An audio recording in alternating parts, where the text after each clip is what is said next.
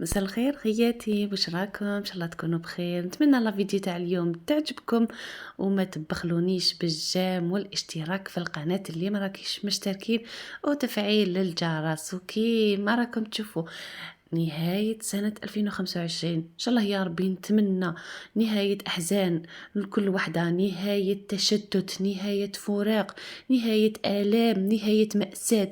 ونتمنى لكل وحدة جايزة طريقة على قناتي ولا متتبعة وفية في قناتي، نتمنى لك بداية سنة جديدة، نتمنى لك الصحة والهنا، نتمنى لكم الذرية الصالحة، ونتمنى لكم عمارة الدار. هذاك هو الصح يا رب العالمين. خياتي ما تنساوش الصلاة والسلام على سيدنا محمد عليه ألف صلاة والسلام. ونبداو لا فيديو تاعنا تاع اليوم ولا روتين تاعنا، وما تبخلينيش بالجام. نعاودها لك دو فوا. كيما شفتوا راني دايما مع هاد لا غريب ودراري مرضوا لي في هاد العطله، راني نشرب في هذا الزان. كانت بقات لي حبه الاخرانيه شربتها مع الصبيحه. خياتي مليح مليح ولا غير مليح. كنت كامل ما نحبش المكملات، مي هذا اعجبني، درت به شويه انرجي. ونط لصويلحاتي الزيتون اللي كنت رقدته معكم كما راكم تشوفوا، بدلت له اخر مره الماء. الاخرانيه كانت دالي مده اسبوع. هذا الفيولي يديلك مده اسبوع، بصح تبدليله يوميا. ودرت له كميه مليحه من الملح. بعد ما قلت لكم بدلت له الماء، درت كميه مليحه. انا زدت بعد هذه الكميه شويه خل، لانه الخل يعتبر ماده حافظه. فوالا البنات، ودرت له ماء نقي وخليته غطيته. خلوه واحد اليومين باش تبداو تاكلوه، علاش يكون ممتص هذيك الملوحه وكامل. جا ما شاء الله. كل وحده تقول كيفاش موالفه ترقد الزيتون تاعها. انا هذه طريقتي، ما نديرلوش الدواء، نحب هكا حاجه طبيعيه، ما نخافوش منها بزاف ولا غير بزاف علينا من المواد الكيميائيه في حياتنا. رجعنا مواد التنظيف كيميائيه، الاكل كيميائي. الوغ لا، خلوا برك نكتفوا الحاجات الضروريه كما نقولوا حنايا. هذه خماره، هذو كاين بعض الحاجات ضروريه نستعملوها وهي صح كيميائيه يا البنات، والله العظيم. المهم هذه طريقتي في ترقيد الزيتون، ان شاء الله تعجبكم. بالنسبه للاخت اللي كتبت لي في التعليق وقالت لي كيفاش تمشي لا ماشين تاعك، يبدو انها عندها وحده كيما هكذا ولا حابه تشري وحده هكذا. هذه واسمها ماكسويل، فيها 13 كيلو. هذاك البوطون الغوج النقطه الحمراء تشعلي وتطفي منها، ومن بعد تروحي ديريكت وين لافاج غسيل. تضغطي شحال راكي حابه الوقت، 14 دقيقه، 18، 20، 25، واش حبيتي. بعد كي تكملي من ضبط الوقت مباشره تكوني تضغطي على المثلث الازرق هذاك اللي شفتيه. العيون فيها الماء سخون وما بارد، تفتحيهم تغلقيهم تتحكمي فيهم كما حبيتي. الغسيل تغسل وتعصر، ومن بعد دوموندي لك الماء تاع التشلال. كي تشلل لك الحوايج كيف ترمي الماء وتعصرهم العصره الاولى تاعها. مي كاينه تانيك الخانه تاعها وين تزيدي نتيا القفله، وين تزيدي تحبي تزيدي تعصري لهم ثانيك بالريغلاج. ديري لها 4 دقائق ولا 6 دقائق وانتي طالعه. اخر وحده على اليمين هذيك خاصه بالعصير، على حساب واش راكي حابه نتيا تعصريهم مليح مليح. بالنسبه للماده تاعها، كما نقولوا الغسول تاعها، ندير عادي ليكيد ولا الغبره بوغ لو مومون، ولا غير ندير عادي، ندير حتى هذيك الخلطه مع الحوايج البلون. وهذه هي الريغلاج نتاعها. بركي تحب الماء، هاد الماشينه اوتوماتيك تجبد الماء. ولا هنايا البنات كم تعرفوا راه البرد والشتاء، كان الزوج جابنا هاد الكرموس المجفف، هيا درتو له بزيت زيتون، قصيتو وفتحته كما نقولوا حبه على زوج حبه على زوج باش نضمن يتشرب زيت زيتون. راه عنده دوكا واحد عنده يامات هكذا راه يتشرب. اللي تحب تخليه سمانه ولا شهر ولا اكثر، ولا كل وحده واش تحب، 15 يوم 10 ايام مليح يكون تشرب. ماذا بينا كما يقولون نكتفيو بالفيتامينات الطبيعيه والحاجه اللي مذكوره في القران. عرفوا باللي فيها صحه وفيها طاقه وفيها فيتامين وفيها كل شيء. هذه الفاكهه المباركه والتين والزيتون حاجه مذكوره في القران، كليها وعاودي وعينيك مغمضين، ما فيهاش ضرر، بالعكس فيها منفعه كبيره لصحتنا وصحه وليداتنا.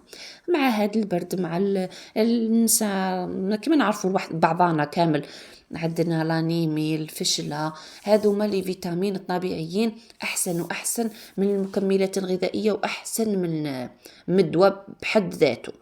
لهنايا البنات كيما راكم تشوفوا روتين جديدة حبيت نشاركها معكم في نهاية السنة.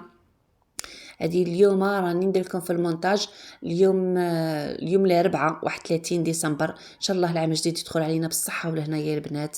ان شاء الله بدايه جديده. اللي فاتك عام ولا فاتك قصه ولا فاتك تجربه ان شاء الله ما تتعاودش. الا كانت ماشي مليحه والا كانت مليحه نتمنى لك مزيد من النجاحات وخطوات ناجحه ان شاء الله يا ربي. هذا الطعام تاع الشعير، هنا كنت درت الطعام تاع الشعير باللبن. الله الله والله يا البنات نخدم في شغلي من الصباح هكذا جايه دوكا دوكا ودايره بروغرام للدراري باللي ندير لهم بيتزا في الليل. انا نحب من بدايه يومي نمشي بنظام، نحب نمشي ببرنامج نظام شغل تجيك سهله. الصباح تنوضي بكري تشربي ديك القهيوه تركزي تقعدي تكونسونطري شويه وتبروغرامي نهارك. كي تنوضي ديجا التقليعه تاعك راح تبداي من حاجه لحاجه، ماشي ديري حاجه من بعد تفريني واش نزيد ندير من بعد تحبسي واش نزيد ندير. لا بنظام من صباحك ولا من الليل راح تمشي عليه كما نقولوا بطريقه سلسه. هنا قلت لكم بهذه العشيه بعد ما فطرنا بيان سور درت شويه لا سيست. درت لهم الفلون. انا الفلون نحب نديرو بزاف للدراري سورتو راه البرد، وما نديروش في الفريجيدير، نديرو على البكري ونحطوه هكذا بجهه نغطيه ونخليه ينشف باسكو دوكا ايفيتيو شويه الثلاجه على جال الكراجم وعلى جال الحاله اللي راهي بارده المشاكل الصحيه. هذا الزكام هذا الفيروسات تاع لا غريب ان شاء الله ربي يشفي وليداتنا وربي يجيب اللي فيها الخير. دوكا والله ولات الدنيا هك المرض هالمشاكل هالصحه. الحمد لله يا رب العالمين. ان شاء الله تبقى غير حكايه في حياتنا، كل حاجه سلبيه ولا ماشي مليحه ولا ضرتنا ان شاء الله تقعد لنا مجرد حكايه في حياتنا. لهنا كنت درت قلت لكم هذاك الفلو وغطيته طريقتي انا كيفاش ندير البيتزا يا البنات. على بالي بلي كاين بنات جامعيات البنات في الليسي راهم معايا بس عرفتكم من تعليقاتكم من بعض الاسئله تاعكم. لهنا انا واش ندير كاس حليب دافي، حبه بيض، مغرفه، خميره الخبز ومغرفه صغيره سكر ومغرفه صغيره ملح، ونغطيه نخليهم هكذا يختمروا ونغطيه. كاين اللي تحب ديرها بالماء كاس ماء، وانا نديرها كاس تقطع لي 2 خبزات كبار. يعني هنا انت حره على حساب افراد العائله، ماشي تتقيدي بالكاس. ديري غرفيه حليب الا عندك عائله كبيره ديري غرفيه حليب. لهنا كنت جبت واش عندي للتزيين، عندي في طون تاع الطوماط كانت عندي شيدار والجوده هيا غابيتهم في طبسي وخليتهم. ثاني تدبيره الشابه يا البنات هنا غطيتها وخليتها اختمرت.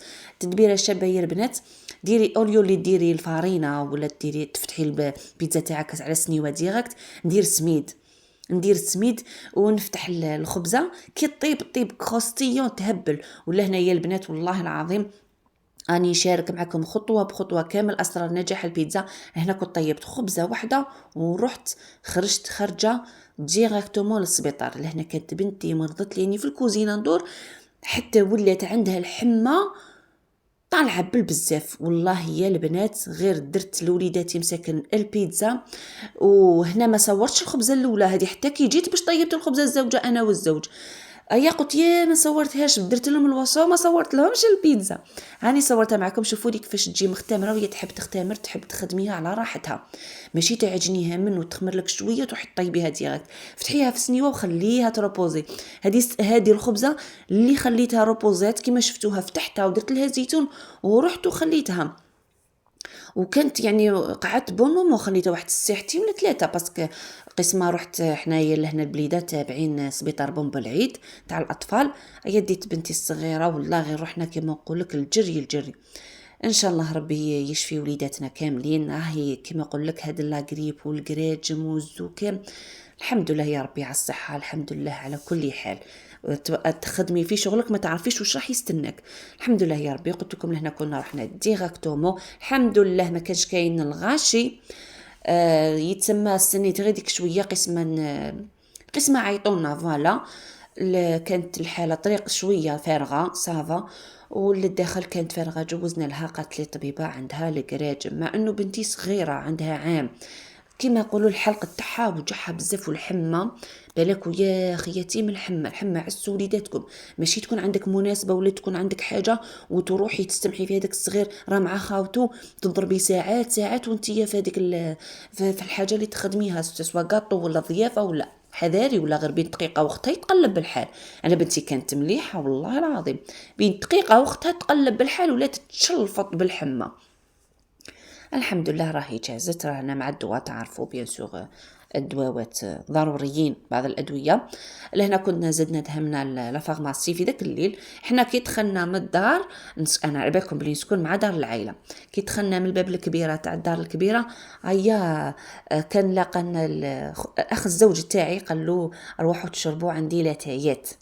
هيا رحنا كان قلنا حبيت نلم العائله حبيت ندير ملمه كانت كما نقول لك صحرانا الدنيا راهي تجري كل واحد لاتي في روحه كل واحد يجري على وليداته والله المستعان والله ربي قدرنا.